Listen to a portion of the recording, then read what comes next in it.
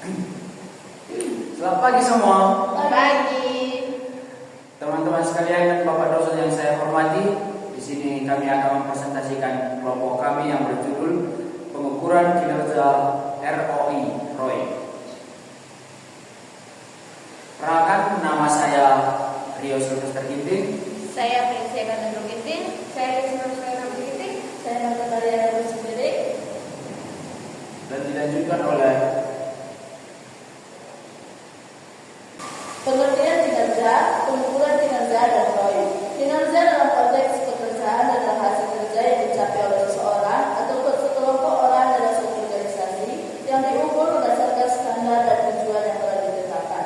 Pengukuran kinerja adalah proses penilaian kemajuan suatu kegiatan atau pekerjaan terhadap tujuan dan sasaran yang telah ditetapkan. Return on investment atau ROI dan residual income atau RI. ROI ini sering disebut Return on Total Assessment. Dipergunakan untuk mengukur kemampuan perusahaan dalam menghasilkan keuntungan dalam menggunakan keseluruhan aktiva yang dimilikinya. Cara mengukur kinerja menggunakan ROI yaitu 1. Identifikasi biaya. Tentukan semua biaya yang dikeluarkan untuk investasi tersebut, termasuk biaya awal, biaya operasional, dan biaya lain yang relevan. Yang kedua, identifikasi laba. Tentukan laba bersih atau manfaat yang dihasilkan dari investasi, misalnya peningkatan pendapatan, efisiensi, atau manfaat keuangan lainnya. Yang ketiga, hitung ROI. Gunakan rumus ROI sama dengan laba bersih per biaya kali 100% untuk menghitung persentase ROI.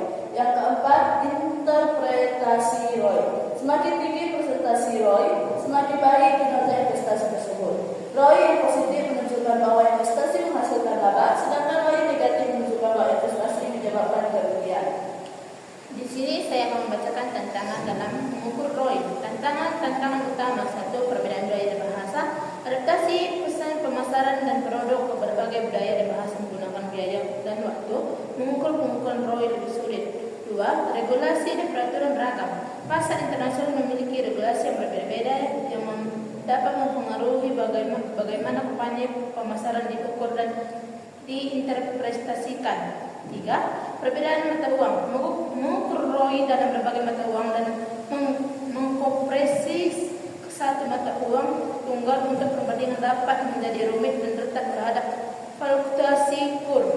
4. Sulit mengisolasi dampak. Di pasar internasional banyak faktor eksternal yang mempengaruhi penjualan sehingga sulit untuk mengisolasi dampak investasi pemasaran tertentu. 5. Data yang tidak lengkap. Data tentang penjualan kompresi di pasar internasional seringkali tidak lengkap atau bersedia, sehingga sulit untuk menghitung ROI yang akurat. Metode dan indikator ROI. 1. Rumus ROI.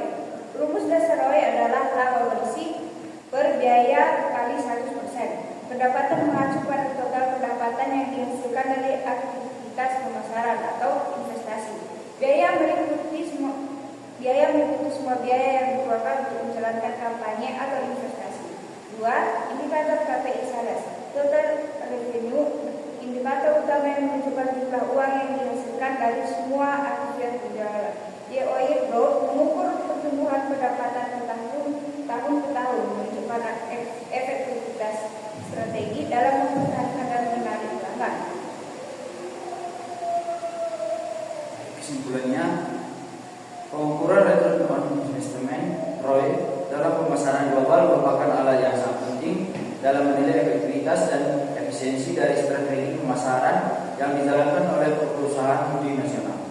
Melalui pengukuran ROI, perusahaan dapat dijalankan oleh perusahaan menentukan sejauh mana investasi pemasaran yang dilakukan memberikan kontribusi terhadap peningkatan pendapatan dan pertumbuhan bisnis secara keseluruhan. Dalam konteks pemasaran global, pengukuran ROI tidak hanya mencakup aspek